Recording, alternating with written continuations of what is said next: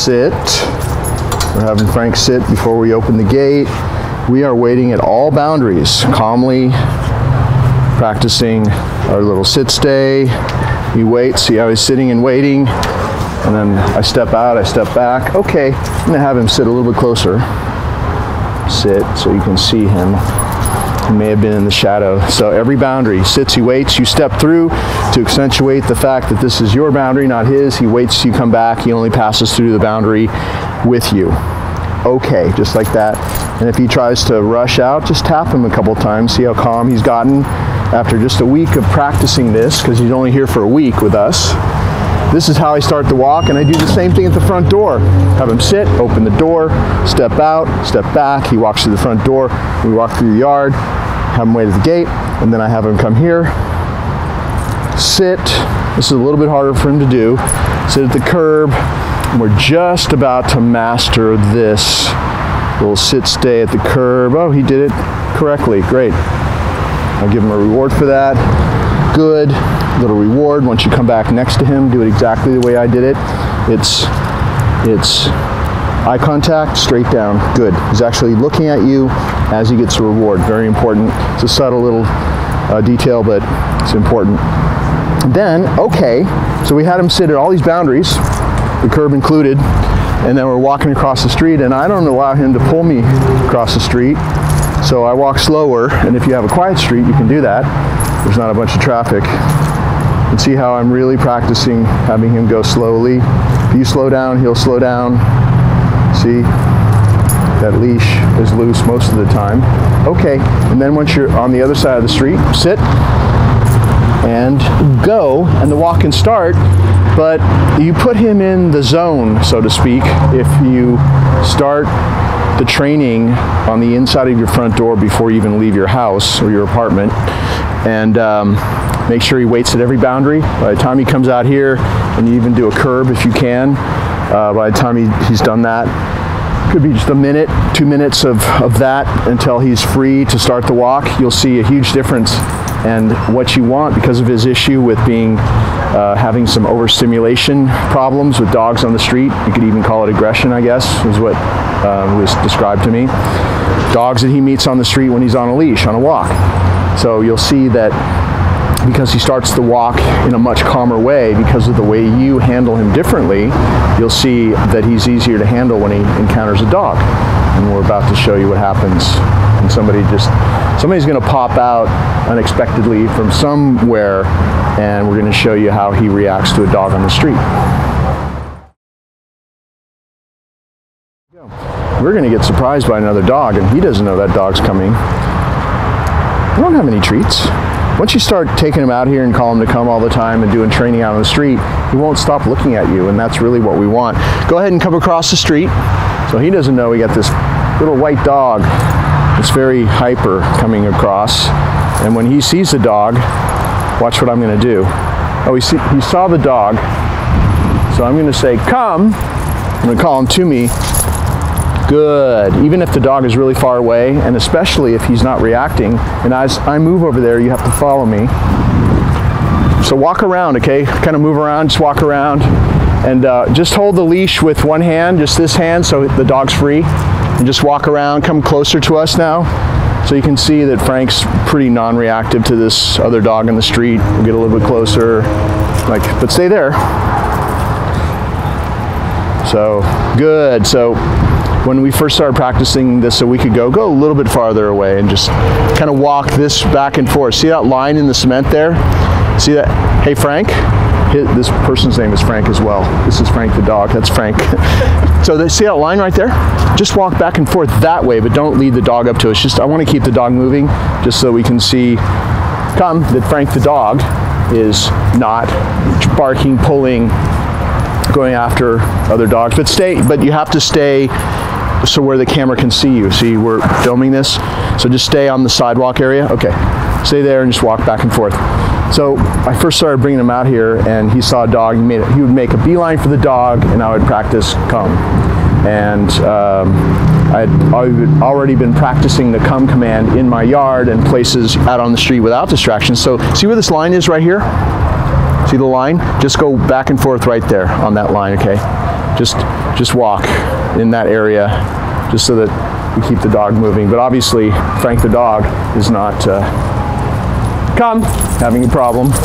Good. So I just first taught him how to do the come command, which is, I'll show you right now, left hand leash, right hand reward, come. See that? Good. His little nose touches he didn't like that treat. Touches my closed hand, it opens, there's a treat. Always call him to this closed hand, because in an emergency, when you don't have a treat, he'll still come to it. Could save his life someday. He doesn't know it's empty. When there's no leash and there's no treat, and you just do what you've always done when you do have a treat, you do have a leash, he's gonna come running to you. He's drawn to this target. Good boy. No, I didn't have a treat that time. So this is just after a week of practicing. So he's getting this very quickly. And come. Good. See, he's not reacted to this dog. Let's try a different dog. Let's try a big dog. Now we have another dog popping out, and Frank has no idea with this dog. It's a bigger dog than the other one. Maybe sometimes a dog is reactive to a big dog and not a small dog, so we're trying a big dog now. Let's see what happens. He still doesn't know this dog. Can you see everything? See the dog behind us? See Frank? He's gonna spot that other dog at some point. And then, you see what I do? Wait, what was that? Come! He's almost repelled. Right here. You got confused. Good. He's good with other dogs, actually. He just needs to be slowly introduced to other dogs.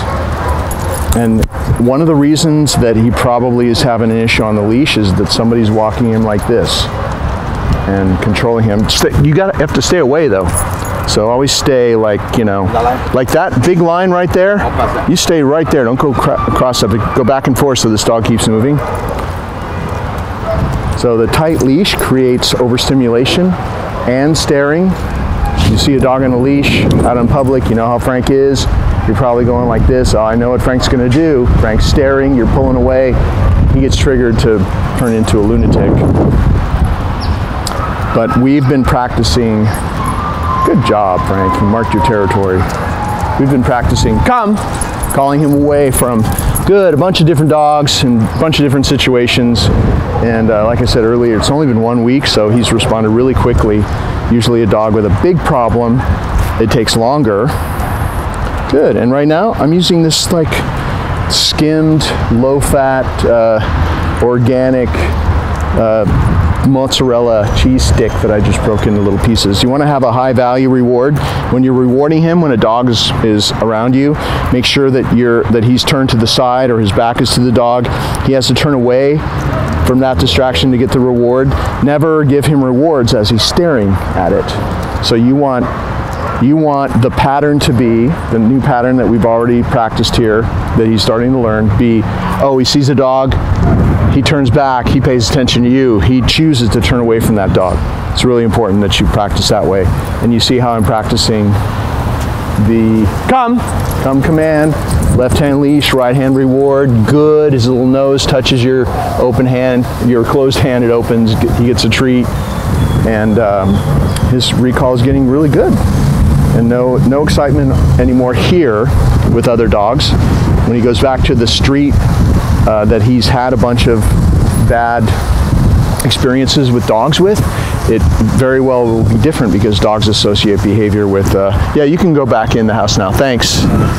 Dogs associate behavior with a location. So here, on these streets here, he only did, from day one, he did one thing. He was handled completely differently, and we taught him a new way to be here, but he had no pre-existing relationship with these streets, this neighborhood. So he goes back to your neighborhood, you're gonna have to really be on top of it because he knows going out there what he does there, and he's likely practiced it many, many times.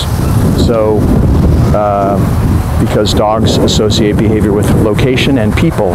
I won't be there, you're going to be doing it, you're the person he practiced that with before, the inappropriate response, he practiced it with you on that street. So you have to be really careful, and as soon as you see that dog, don't let him stare, be out there with your pouch, with your high value rewards. You can use anything that's like really, that he's really crazy about, because at first you're going to need to give him incentive to not be the way he used to be. And food is like money for dogs, and so if you have some sort of fatty little piece of meat or some cheese like I have, or something that he normally doesn't get, and just use, it's not about a huge amount, it's just the taste, really, the taste that matters.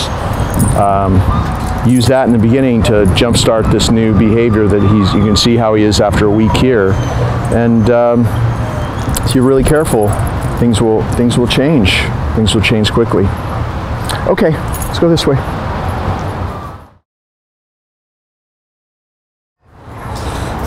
Sit.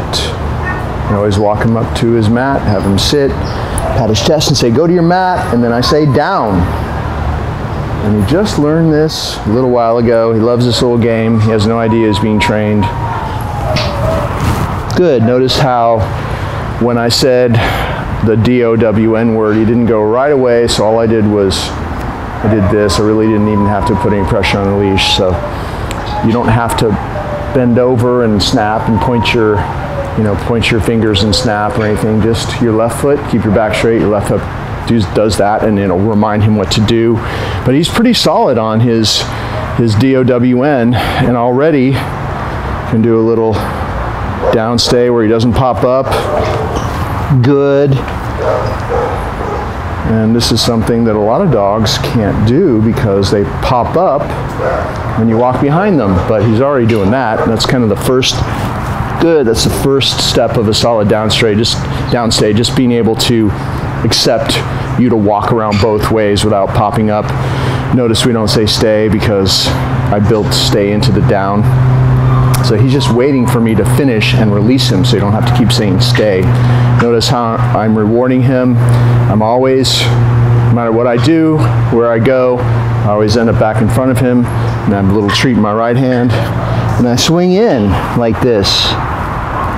Good. And at first he was trying to touch my hand and grab it out of my hand, and I would just pull back and say no, no, no. He would wait. I'd place it there and release it, withdraw, and he takes it off the mat. You really want to do that because this is all about him being calm, non-reactive. This exercise here helps you with what's happening out in public because we're dealing with his reactive state of mind, his lack of focus, his anticipation being out of control. No. Good. You see, if you deliver the reward calmly and he has to focus, be in the moment in order to make sure that he stays there until I come back in front of him, because he wants to get paid. And the game is that he has to focus and pay attention and try really hard to stay in a downstay, because he knows when I'm done doing whatever I'm going to do, I'll come back in front of him right like this. Nope. Good. He's really good at this. So if somebody, you hopefully, continues to do this exercise with him, and I'm working my way up to 5 minutes a day, can almost do 5 minutes already after just a week of practicing. That's really good. He's just going to get calmer and calmer. And so far, I've just been doing this and keeping him on the mat and walking around him both ways. Something that maybe he can't do yet. I'll show you how to kind of make him better. So I'm going to try something that I think he'll make that will cause him to make a mistake. So I'm going to pull on this leash. Nope. Most dogs will get up. So if he just pops up and he doesn't leave the mat, you just step forward and say no. And see, all I did was I applied a little bit of pressure on the leash. It's all very gentle. It's consistent but gentle. I put a little pressure on the leash, he went back, and I will try it again. If your dog, if he is having a problem with something you're trying that keeps making him pop up, like this is a classic one, you pull on the leash, he's used to coming to you when you pull on the leash, but in this case, he only leaves this downstay, when I release him, and that's not a release. So he needs to not be pulled out of that downstay. So if you're working with him and he's having a problem with something, it's okay to remind him in the beginning until he gets it, remind him what to keep doing. So I'm going to say down, nope. And you'll see how we work through this little problem. Down. I pulled him a little slightly good, a little less than I did in the beginning. Down. A little harder. Good. Now that's the first time that I've ever pulled on the leash, so he's a quick study. He's very smart, of course. Really pretty hard now. Good. Good. And I always say good as he takes the little treat. So whatever it is, and it might be that you're going to be practicing in your house or in your yard. It might be that you drop the leash. As long as you're in a place where you're not in public, it's a fenced-in yard or someplace like that, it's safe to drop the leash, of course, and walk away. I'm going to walk over here. Walk farther away. I don't know if you can see me where I'm going. And walk back. So he's developing a really good little downstay now that he knows how to play this game. Nope. Make sure he really waits. This is a very important part of it. Good. And we're developing a very calm state of mind by practicing this downstay on the mat in this way every day. And if you do this every day, it's just going to keep getting better and better. This calmness, and because of the way we release him out of this exercise, this calmness builds in him as time goes on, and you'll see the results out on the street too as he gets calmer and calmer because of what you do in your house and in your yard. Okay, so that's the way that you get him off the mat. Sit, and then lead him off the mat, have him sit, and never repeat the command. You see what I did? I just pulled up with a little bit of pressure, and his butt still didn't go down, so I kind of helped him a little bit. And then out of a sit, go, and now he's free. So I stepped back to him. He was in a downstay. I said, okay. I walked him off the mat. I had him sit, and then I released him go. That's the way you release him off the mat. You always want to reinforce a very calm release, because if you, for example, if you didn't do it the way I did it, and you just released him out of a downstay, which is what you usually would see, it's usually the person says like, okay, and then the dog pops up and they're all excited. You're going to destroy that calmness and that focus that we're trying to develop in him so that he's not so reactive out in public. So it's all about the calm release. Very important, and you'll see that over time he gets calmer and calmer if you practice this that way. So once a day, work up to 5 minutes a day. If you don't have 5 minutes, do it for 2 minutes, do it for 3 minutes. Just do it every day. This mat is a specific little dog training mat, but you don't need to get one of these. You can just use a bath mat or something with a rubberized bottom, not a doggy bed, because you want something with a rubberized bottom so it doesn't scrunch up on the floor. That's why you can't use a towel or something like that. And something that's generally his body size, not something huge, not a yoga mat that's 6 feet long. Just get a little bath mat like this, or you can get one of these little training mats from us. They're 20, 25 bucks. And it'll be perfect. This is only for this exercise. The power of this exercise on the mat is that on this mat he only practices one behavior, and that's this. You saw how I started. I had him sit, I allowed him to go on, I made sure he stayed in a downstay the whole time. Okay, come here, buddy. And he waited to be released by me, and then I take the mat up because he can't hang out on this. If he hangs out on this, he will start getting confused. Like sometimes I get to hang out on it and sometimes I'm supposed to focus. So this is only for one thing, and it really is the fast track to a much better downstay and a much more focused dog. He starts to associate that one behavior, that going there and going straight to calm, focused mind, when you put him on the mat automatically. So you want to use whatever you designate as the training mat. That's all it's for. It goes down. He's not allowed to walk on it. You bring him up to it on a leash. You allow him to go on, you allow him to come off, and then you put it away. And the doggy bed, if he has a doggy bed, that's not a training place. Let him come and go as he pleases. That's a free time place where that's where he gets to hang out and have his free time, sleep or whatever. But use this mat as just for this one thing, and be very careful. Only use it for this exercise, and that's it. Okay.